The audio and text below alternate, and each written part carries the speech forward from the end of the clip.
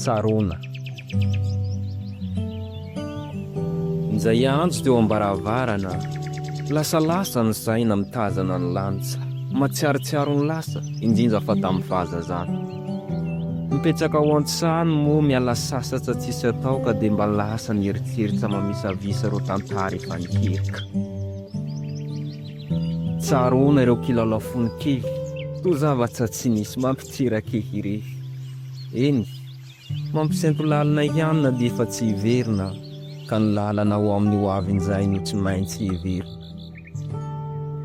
Tsaroana ireo namana taloha izay efa tsy hitako, ny sasany moa na dia tsy tazana intsony dia mbola tsy voafafa ao am-po. Indrisy fa rehefa misy fasahiranana ny any an-tanàna vao mba afaka mihaonda, ary dia mifanala moromorotsa, mifampiany amin'ireo tantara masakatsy izay. Ary asiana tifitsasary ho famarana anazy dia manaraka koa ary raha mbola ihaonin'izay. Dia izay tokoa ny fiainana eto an-tany, hararaoty any ho ampitiavana ny androany satria raha pity ny andron'ilay olomamy dia mety efa ho tapitra sahady.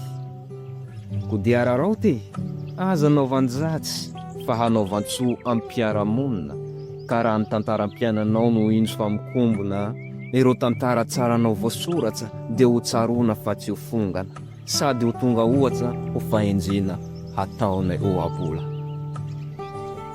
Panoratra Mahina Zaferson, Trésor Alge, alatsinainy 10 Novambra, taona 2024.